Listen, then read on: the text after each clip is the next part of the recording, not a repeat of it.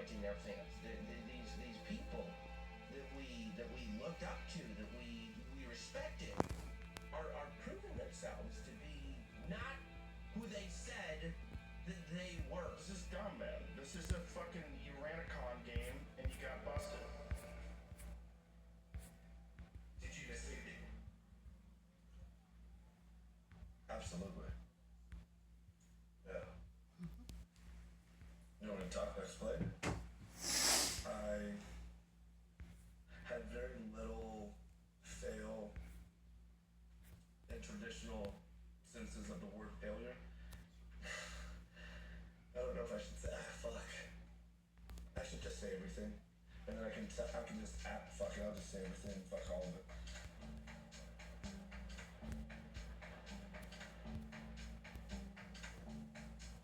So my first job was at GNC, and I used my brother's ID to get the job because I wasn't old enough. I couldn't believe it. A 16-year-old running a GNC. People would return stuff all the time, and they would return it pretty much empty. And I still had to give them the money back. We had like this container with all these empty things that we would throw away. So why don't I just take all the empty things? Then I could go to another GNC, and maybe I could get money for them. But it turns out you need receipts. And so I stole all of the receipt rolls. With enough trial and error, all you had to do is make it work one time, and then you just repeat it. And so now we could print receipts that prove that we bought whatever it was that we were returning. And it worked every single time. And the things that I continued to do, they got bigger. Some of these, unbelievable. You won't believe it. I used to print money, a lot of it, and it all worked. I also made drugs because I knew how to turn my apartment into a fucking chemistry lab. That's not where I thought this was going. I thought, never mind. Higher stakes, higher reward. Okay. My perception of Well, he's still going somewhere. Yeah, not in his world I anymore. just Yeah, never got caught. he got taken down. Welcome back. My next guest test brought his unconventional lifestyle to mainstream with millions of fans. But is this true living or as it seems? Thank you for joining me, Brian. Your 9 ancestral tenets, which is what's made you so rich and famous, are sleep, eat, move, shield, connect, cold, sun, fight, bond. But you've got to add another one now, 10, which is steroid drug abuse. How much do you think that has damaged your reputation and your integrity? We signed up for one thing, and it's wildly apparent it's something that's morphed and evolved into this crazy other thing. It's not how we do it. How did you start knowing that obviously you were deceiving your followers? You know, when I first made my apology video, I said this is a complicated as fuck topic. At least to me it is. I think what upset people so much is less that you were doing steroids and growth hormone, it's that you were insisting up and down that you weren't doing it. Right. We saw existing subscription customers drop. They responded by, choosing to not do business with us anymore. Yeah, he'd have been way better off if he didn't do that. It's really unfortunate. He'd have made it about his journey. He'd have been Messenger cool. has killed the message. There was something really fucked up that happened. I dug myself into this hole. Shame, sorrow, guilt, regret. I feel that, man. I'm nothing more real than that. What should the Liver King do now? What happens now? Do you think he's not gonna make $100 million a year? And a Fed Crispy, apparently he was super happy to see her. I was like, I bet he was. The one moment that he felt unabandoned for the day. I'm like, That's cool. I'm like, I bet. Is it that late already? Of course, I'm trying to figure out what repent and atonement is. It's not late, but she had stuff to do, so she's still trying to get her car. I don't know what comes next. I don't have the answer to that yet.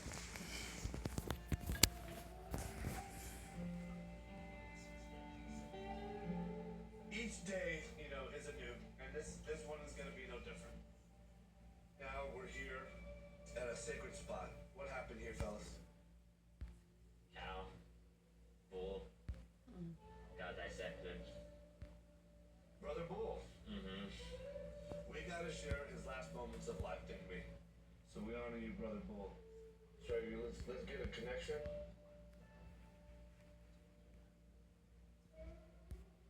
We honor you, brother.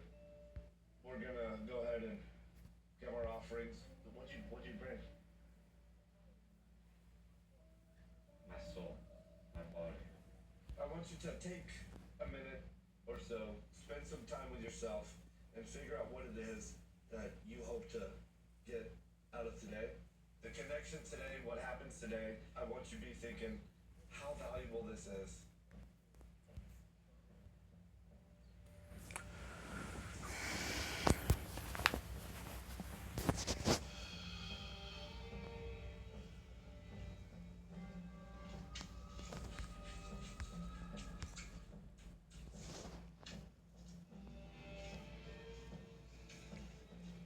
We're about to get spiritual.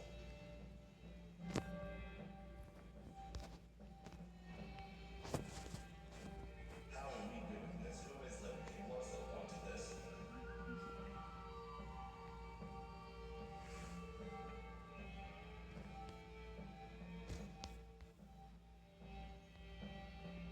Maybe I should just be done with everything.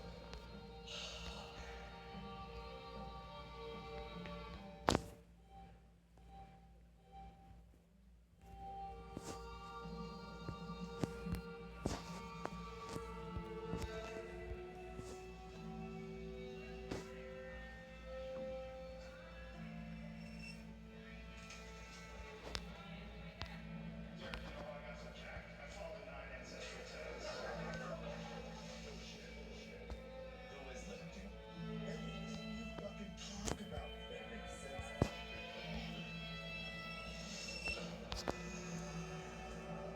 It's have nothing to do with the ancestral message. It's about ego. Still trying to get in my own way. Taking control of your fucking destiny. It's a fit. My kid is sick. Shut the fuck up.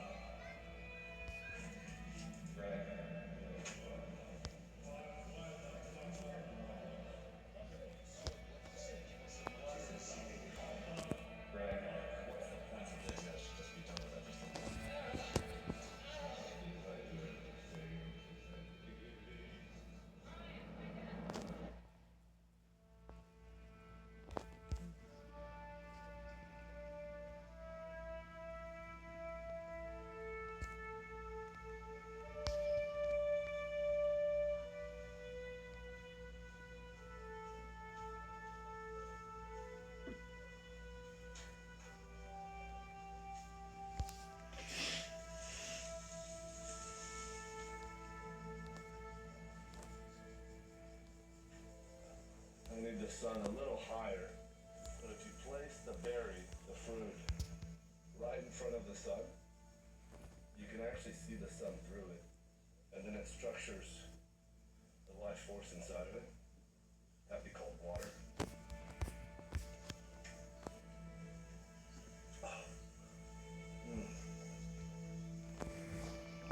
Thank you, strawberry pie. It's my toilet paper for taking a shit this morning. Most people don't know I take a shit at the south end of the garden. It's the best shit you can use. You should see what grows over there. I came out here because I didn't know what the fuck to do. And I found a perfect strawberry. Let's see if this one's sweet. Thank you, strawberry. This became my revival. I couldn't take any of those drugs. And then I started to live a fucking life that I didn't even know was possible. I'm back in my 20s. Not on anything. I'm on this. Vegetables and testicles. I can have all of it. I was so convinced. All of the carnivore stuff, well, that's what you need to really kick ass in life. I'm convinced now that I was starving myself. Yeah, I guess I want the world to know I was wrong. I got it wrong. I got all of it wrong. I think as each passing day goes by, I realize I don't know shit. There's a lot more that I don't know than I do know, and I think that's been a really enlightening, insightful gift for me. Like, an extreme approach to anything probably ain't fucking working out. Like, that's probably the cautionary tale. Oh, thank you, Melon. I told the truth in this movie, and well, most of the truth.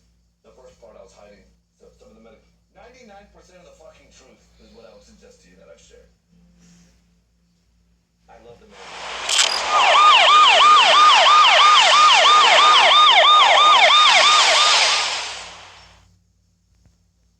I know that I have made some massive fucking mistakes along the way. And so anyone that has a doubt around it, I don't need your support. Here's where we're going. You see them look at us? Oh, they're all looking. Good morning. Morning. Yeah, boy. I know for certain this is what I'm supposed to do. I've not stopped doing the 10 ancestral tenets. It's the 10 ancestral tenets under another, yeah. Right now, the way that I create value or accept value, the exchange of value, money, is with supplements. You know, by and large, this is the way to do it. Like, we don't have to do the supplements. I want to bring people to every local place. It's like a grocery store, but it's actually the ranch. And you can stay there, you can live there, you can immerse in that kind of place. A lot of people ask me, like, why don't I have a retreat or stuff like that? So we have to learn to it.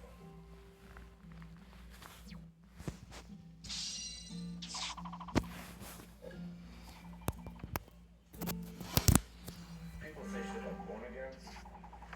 I don't fucking know. Lost their father.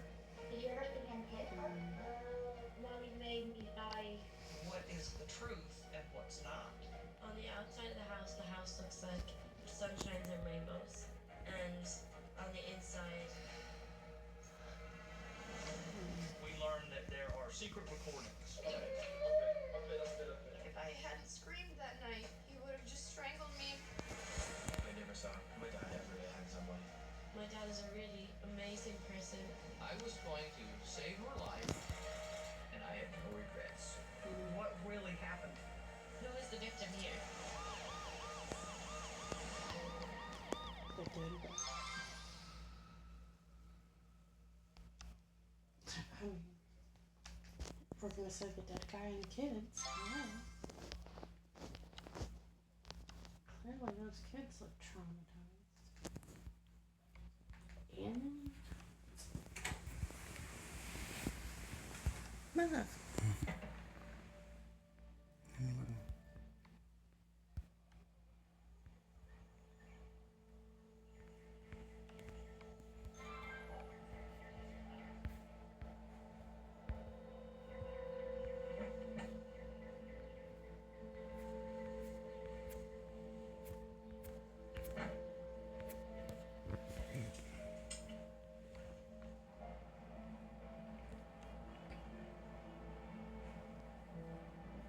Today is Thursday, August 6, 2015. I'm about to do an interview on Sarah Corbett. Well, Sarah, do you know why you're here today? Tell me why you're here today. Because we got that. Happy morning. Jack, my name is Brandy, and it's my lollipop tea today. You put your bag back. What you talking? You can talk for it, so you are doing easy. What is your mom's name? Martin. And what is your grandpa's name? Thomas. And what do you call him? Grandpa Tom. Grandpa Tom. Okay.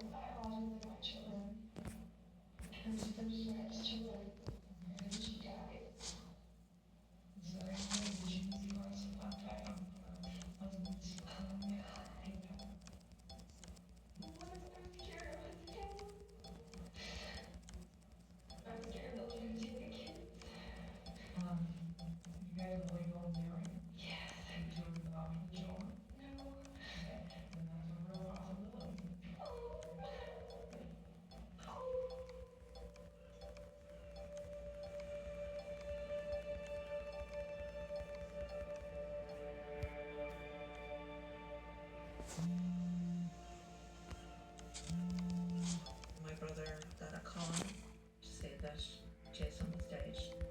He and Molly had an argument. She pushed him, he fell, hit his head and died. So I immediately started to call Molly, and I got no answer at that time.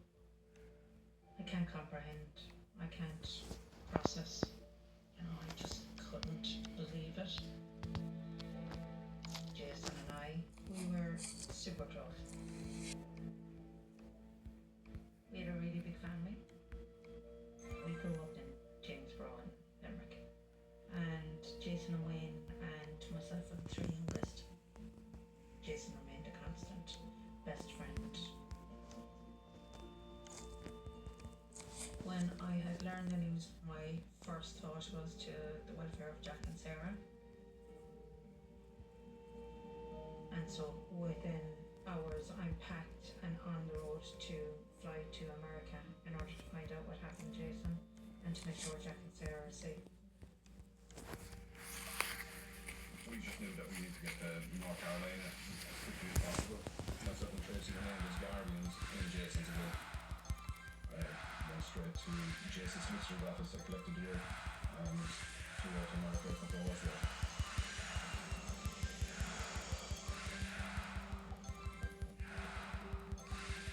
We start coordinating with the district attorney's office about where the investigation needs to go from here. What immediately strikes me is that this is going to be a case outside the normal court.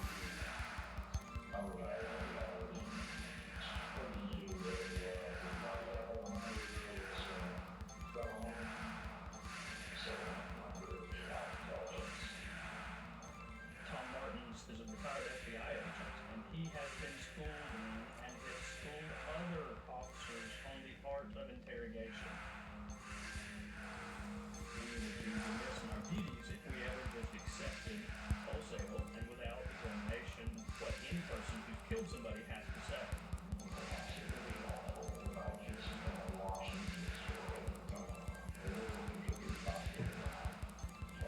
I see Tom attempting to control the narrative, present things the way he wants to present them. Tom never admits that he saw Molly hit Jason at all.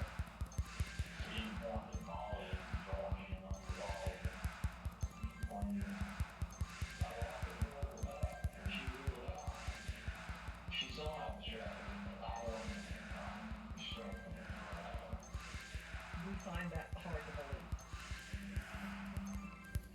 The night of the incident, I'm at the house. I learned that Molly's mother was in the basement. So we get a statement from her. Sharon Martin tells us that they got awakened in the middle of the night to a ruckus. She hears her daughter scream. Her husband gets out of bed, goes upstairs to take care of whatever the ruckus is, and she rolls over and goes back to sleep. I'm dumbfounded. Like, what grandmother does that? What mother does that? Sharon Martins is telling us she never responded in any way to this horrible, violent, explosive event that was happening right upstairs, and how full of people that she loved. It just doesn't quite add up. We are also looking at the 911 call.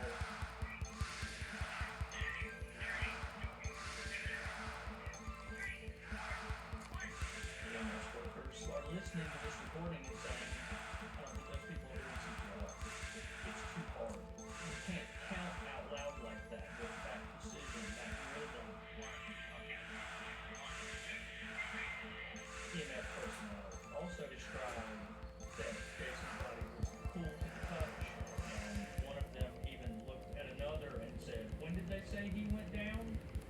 This is not scientific evidence, and there are sufficient variables in how quickly a body cools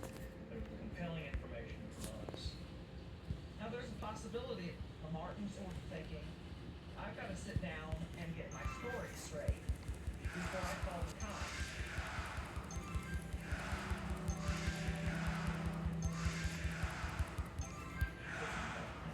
Within hours of Jason's death, Molly and Thomas Martins returned home. At this point, children were in the care and control of Molly Martin and her family. Within 48 hours, had filed for guardianship, adoption, and custody of Jack and Sarah. How was your breakfast, babe? On the phone, How was breakfast? How about the French toast?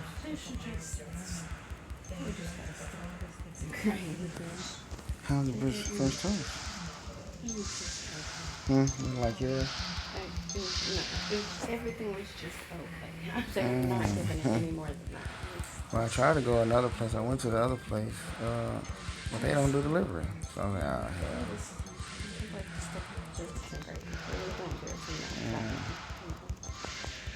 They're just gonna cook stuff the same way. It's just,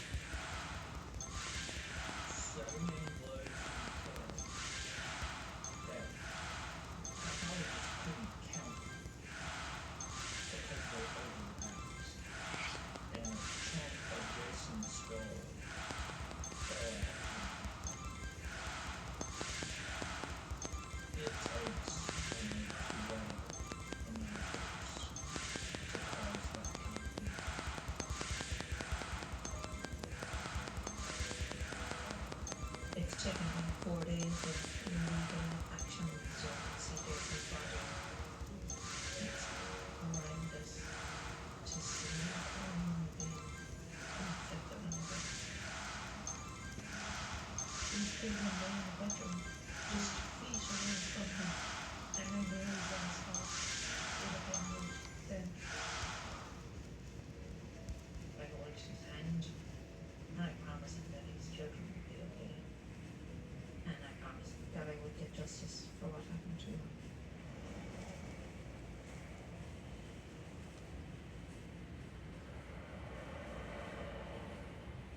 Jack and Sarah were in the home, in bed asleep, when this event occurred. We need to have them interviewed by people that are trained to interview small children. So they're taken to the Dragonfly Child Advocacy Center.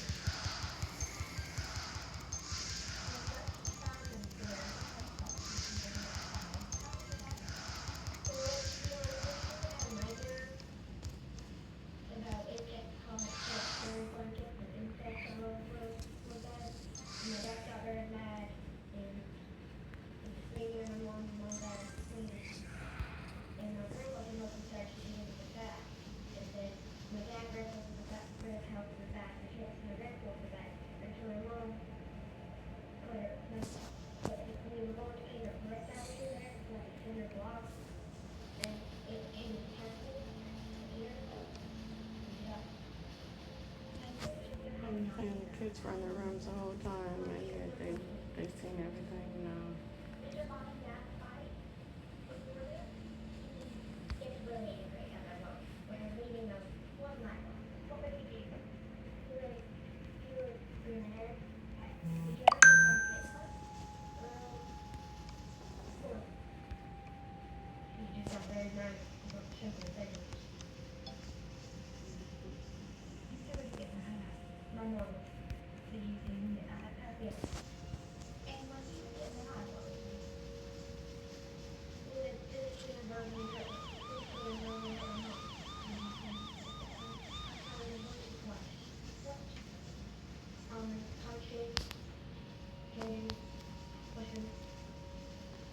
children do both make some statements about Jason. We have to pay close attention to that. But they also use a lot of words that 8-year-olds and 10-year-olds don't generally use. Physically and verbally hurt my mom. That's unusual and stands out. And how do you know she was pregnant? You told her? Yeah. And it's my mom. Hey, I never told you about that. My mom, told me. She told me. My mom told me. There's a possibility the kids may have been coached. There's a lot of this is what my mom told me about that night and about things that had happened in the past. My mom told me, not when I was 4, not when I was 5. Your dad is not that comfortable. Why is she saying that to Sarah? What is the truth and what's not? We went back to Molly and Tom's interviews. I was a martial arts guy. I was a boxer. I'm trying to stay fast on the way. Just got wild. Super detailed. We're trying to verify any training that Jason may have had in karate or martial arts, any boxing training that he may have had. Within 1 week of Jason being killed, I am contacted by the Davidson County Sheriff's Department asking questions like, was Jason an MMA fighter? Was he a professional boxer? Was it for family in the Irish Republican Army? But of course these things are ridiculous. They were just doing everything they could to destroy his character. I want the world to know the truth about Jason. He was the most kind-hearted person you could meet. You never not see the man smiling. Everybody loved him. Everybody loved Jason. He was everybody's friend.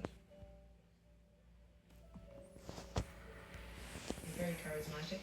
He had a loud voice as well. You knew when Jason was around. Family meant everything to him. I never thought he was a romantic growing up until he met his first wife, Meg. We were just out socialising one night and I introduced Megs to Jason. And from the start, they were just meant for each other. They were very, very happy. I never take you, Jason, as my husband. For better, for worse. For richer, for poorer. In sickness and in health. All the days of our lives. They built their house. Mags had opened a new creche, and Jason had got promoted in work, so life couldn't have been better. It was like a fairy tale. Jason's kids were everything to him. When they were born, he was just the happiest he's ever been. Goodbye, I love Sarah. Oh, you're the best boy, Jack. Do you know what Sarah told me? She said she's getting Jack a tractor and a trailer as a present to her brother, because she loves Jack. You're not going to. This was the beginning of his whole life. What you doing? Dancing. No, that changed drastically when I got a phone call at home one night telling me that Mags had cancer. Myself and my husband managed to get to the hospital. And Jason was with Mags, and we could hear him. Just begged her not to go. I think him. Jason, in that moment, was just broken into pieces. He would write letters to Meg and leave them at the graveside. All of our family rallied around, but obviously he had very little space to grieve. He was a single parent of 2 babies and he had to go to work every day.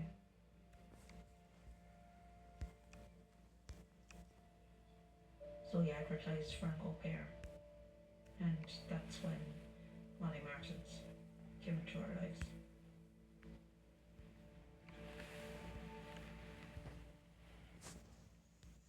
I was in my early 20s and I'd been in a relationship for and unexpectedly got pregnant, and shortly thereafter suffered a miscarriage. And I think anybody who's suffered a miscarriage can understand that You never was had one, right, devastating at man? the time. You never had one, right?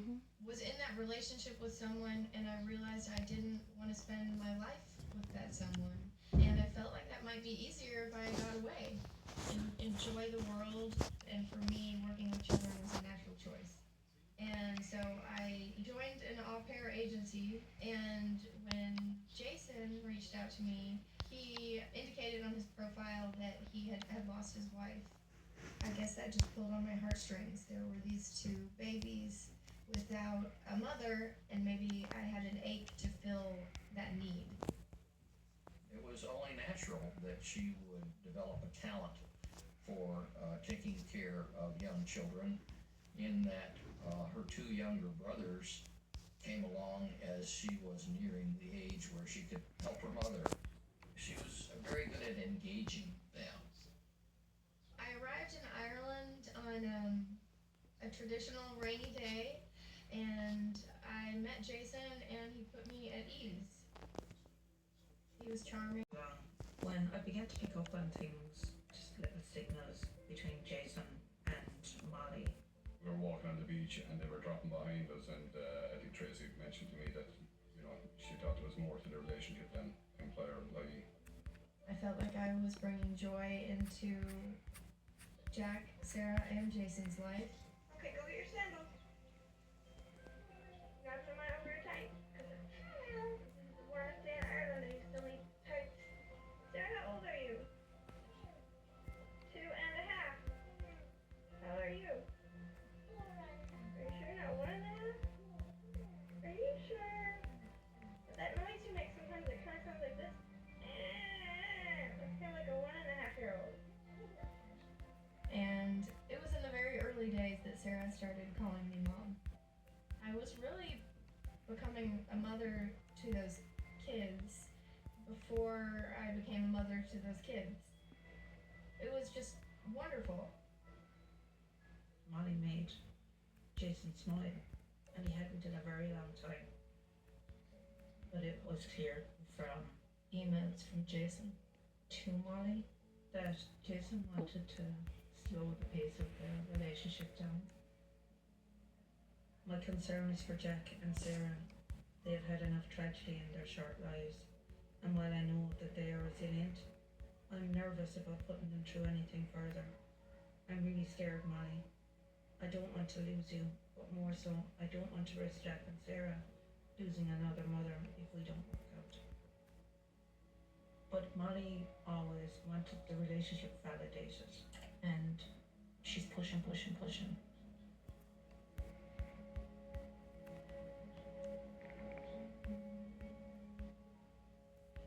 Eventually, Jason began to talk about the opportunity to begin a new life for Jack and Sarah, to allow them to have a stable family environment with mother and father.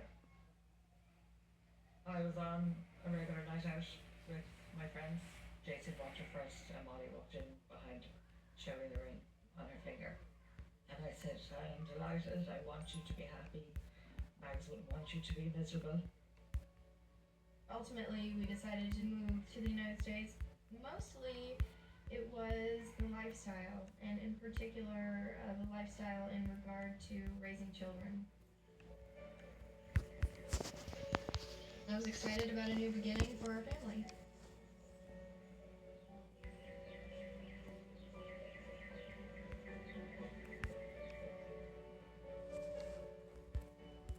The first time seeing the house, I thought it was like a mansion.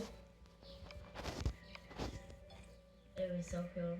Everything was much bigger than Ireland, which I loved.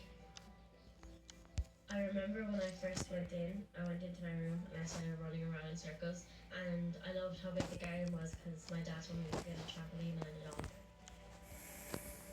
It was just really happy. Everyone was excited for this new adventure. We just moved to America. I feel like we fit in straight away when we moved over to Meadowlands in North Carolina.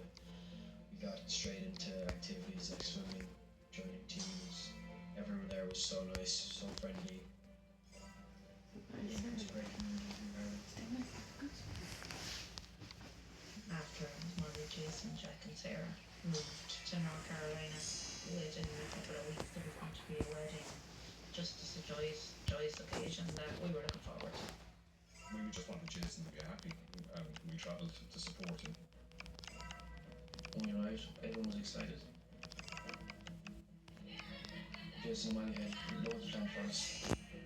We went to NASCAR, barbecues, loads of games, loads of fun.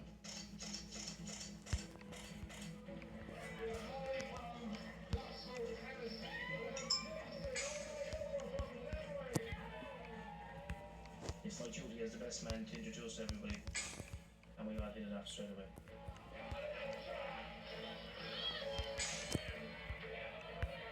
We sang, we drank, we danced.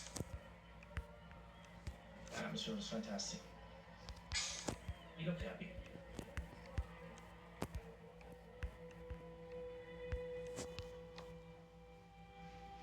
The next day at the wedding, it started to become apparent to me that there was something amiss. When I had a conversation with the maid of honor, Susie. I had a speech prepared. Before I was supposed to give it, I was talking to Tracy, just telling her, it's just like a fairy tale. She starts to say how amazing it all is and how romantic. Molly goes over there to be the godparent to Jason's kids since she was childhood friends with Mags. What? And now, she's gonna be their stepmom. I don't know what you're talking about. She was the au pair. I'm like, what? You gotta be kidding me. We're just in disbelief that this is what the American contingent of the wedding believe. Why would anybody create this fabrication story?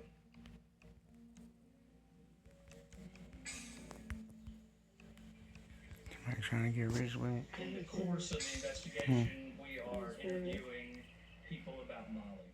Her friends, her family, her neighbors.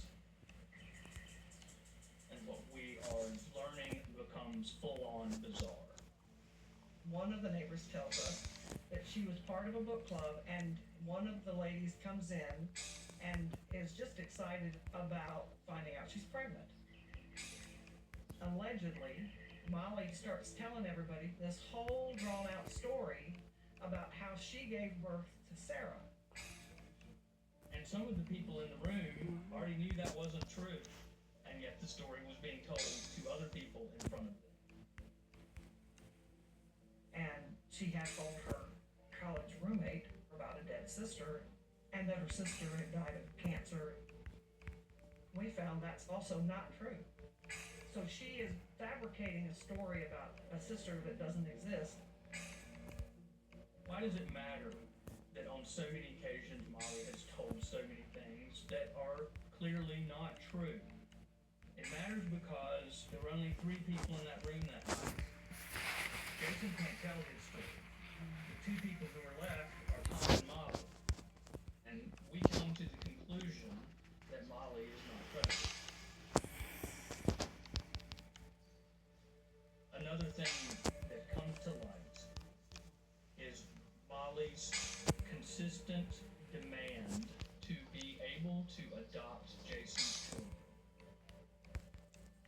Just months after the wedding, she had visited a divorce attorney to explore her rights to the children. I wanted to adopt them because they were my children. I was their mommy. I was their mama. They were my kiddos.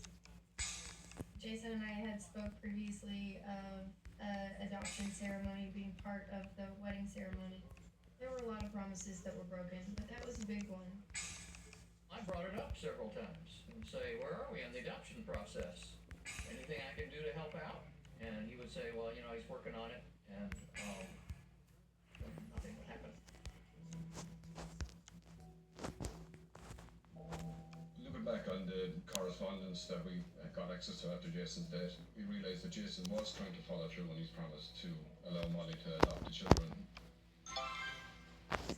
We saw an email from Jason to an attorney. I think one line stands out in the email from the attorneys.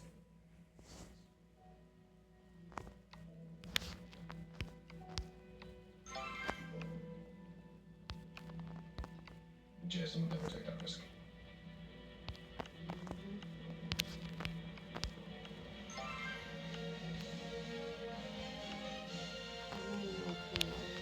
Behind closed doors in Davidson, a custody battle began yesterday. At its centre are 10-year-old Jack Corbett and his 8-year-old sister Sarah. The children are in the care of this woman, his second wife, Molly Page Martins.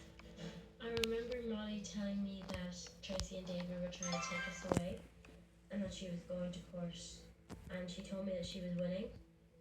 Molly was telling us about the new life we're going to have. She's already looking at apartments, looking at new cars, new schools we were going to. It shouldn't even have got to this. These children are true Irish citizens. Their father was an Irish citizen. There's nothing, there's no adoption, there's no dual citizenship. They're solely Irish citizens. We presented evidence that I was a mother, and clearly was the mother, the one that took them to all their appointments and took care of meals and did all the day-to-day activities, and I feel like we proved that without a doubt, and their home environment was with me and that they were safe and stable. We're here on the matter of guardianship of the minor children, Sarah and Jack Corbett. The parents of Sarah and Jack, I'm almost certain, would want their children to be raised from the land of their origin, where the culture, the religion, the customs, and their extended family on both sides are prepared to nurture them in a manner that will be in the child's best interest. These children will be returned to Ireland. All these people, have said, well, Jason wanted his children to be in Ireland with their family. Jason wanted to be alive. Jason didn't think he was gonna die. I didn't think he was gonna die. And I don't know, if some crazy world where he thought he was gonna die, I believe he would have wanted the children to be with their mother. That is something I do believe. I remember the day that I was taken from Molly. A police car pulled up outside my house, and two policemen hopped out in a van, came up behind them with two people in it.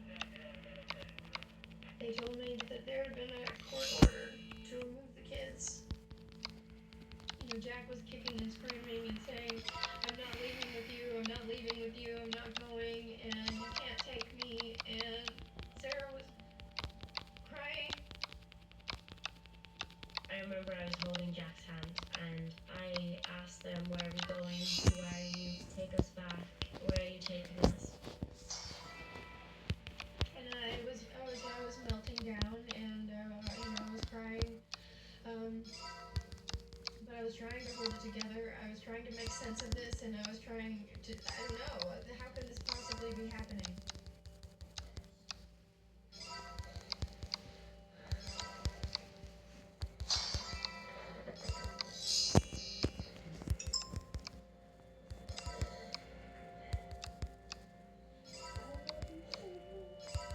I remember just saying goodbye and just saying I love you to her, and she was saying that she loved me.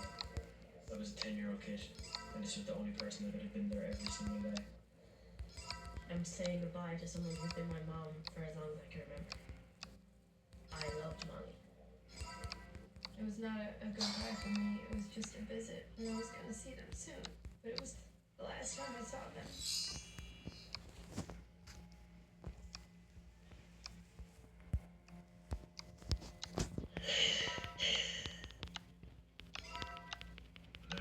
Jack and 8-year-old Sarah arrived back in Ireland yesterday. Molly Martins and her father, 65-year-old Thomas Martins, are described by police as persons of interest in the death of 39-year-old Jason. When I came back to Ireland, there was just a huge media frenzy around our family and my dad.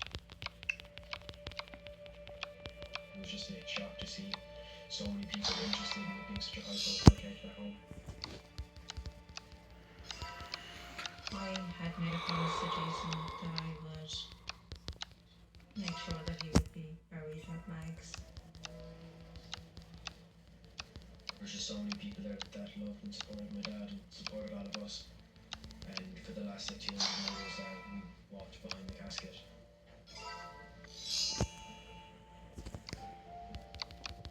It was just hard to know that I'm never going to see him again.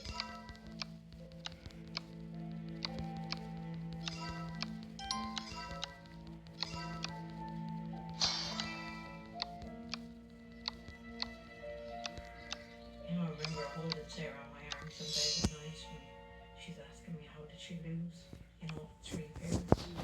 I wanted to trust Tracy and David, I really did. And I remember thinking about that. I remember thinking to myself, you should just trust them, you know they love you. But I found it really hard to let myself because I didn't want to get hurt again. We were dealing with just 2 completely traumatized little children. And they just needed me to be a mother, and that's what I did. We were lucky that myself and Tracy had trained as foster parents. We knew what needed to happen to the 2 kids in order for them to move forward, and counselling was going to be a very important part of their healing. The family wouldn't allow any contact. They wouldn't answer any calls. And so I used social media to send messages to my kids. I have not spoken to them since my visitation with them, under which we were all under the impression that it was a visitation, not a goodbye. I want to tell them that I love them and happy birthday to them with all my heart.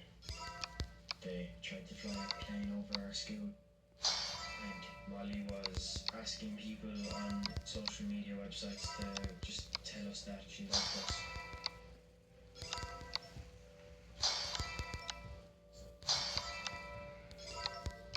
It was just a constant barrage. We were trying to build a safe environment for them, and they were attempting to undo everything. We don't want them contacting these children. These are the people that had killed our father.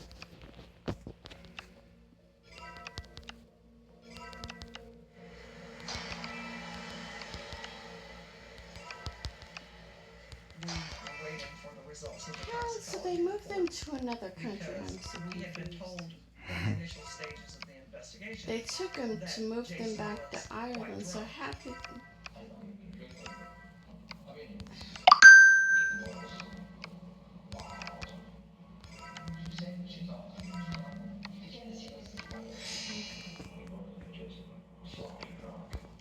Now we have definitive scientific evidence that this was not true.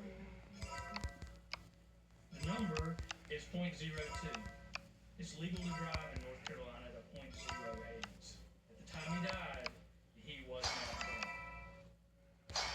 In addition to a little bit of alcohol, Jason had some of Molly's sleep medication tranquilizer in his system. Did he take it voluntarily or was it given to him without his knowledge? That's a question that we probably will never be able to answer. But it's setting off flags for me as to what really happened here. Reviewing Tom's interview about where this fight happened and how it happened, it didn't make any sense. How did they be in the same house for all these 2 business?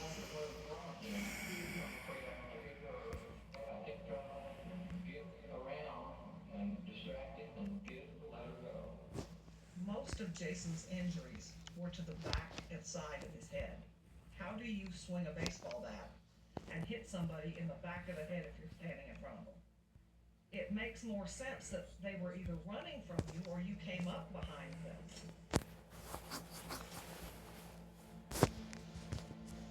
At the crime scene, there was blood spatter in more than one room. The master bedroom, hallway, the bathroom. There's some defects in the walls from weapons being swung. The blood matter expert points out, there are places that appear to be consistent with Jason being hit as he goes down. There's one place in particular where Jason was hit when his head was inches from the floor. Clearly, Jason was still being struck in the head after he was down. Also, he points out that there is blood on the back of the bedroom door. That means there's a possibility there was deadly violence going on in that room before Tom got there and the door was closed. Did Molly start something that Tom got pulled into? Even if it started as self-defense, at the point that Jason is no longer aggressive toward them, they have to stop beating him. And they didn't. And they beat him to death. As a result of all of that examination, we decide that it is appropriate to charge second-degree murder. This isn't just excessive force, this is murder with malice. The case of a former model and her father, an ex-FBI agent, both now charged with murder after the killing of her husband. Yeah, but clearly, Back in court later on this month, and our kids were home, obviously, but clearly they weren't in the rooms and didn't hear nothing if they had something. Or they were also very, very, very coached, one or the other. You know what I mean? Like, come on. And they must agree to cease all contact with the Corbett family, specifically Jason Corbett's 2 young children.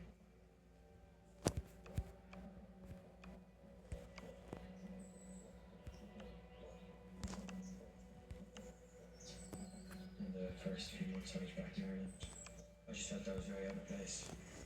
I just felt very alone. I didn't trust anyone. I didn't really have a lot of friends at the time.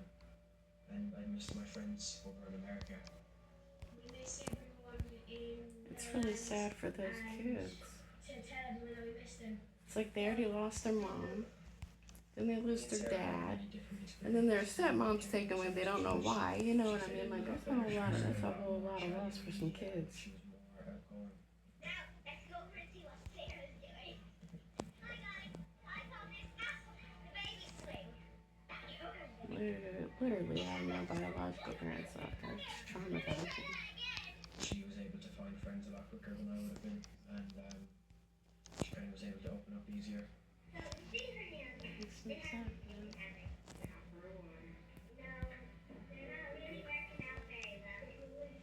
And I missed my life. I missed all the sports that I did. I missed school, and I did miss Molly.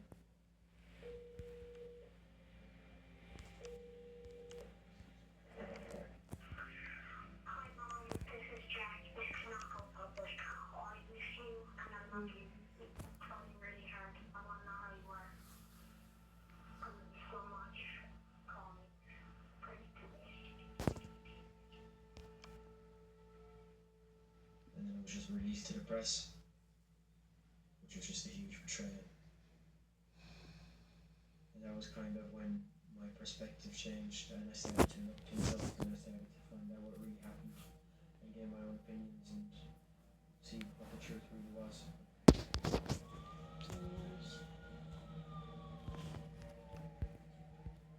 As we are preparing for trial, we get word from Ireland that Jesse on board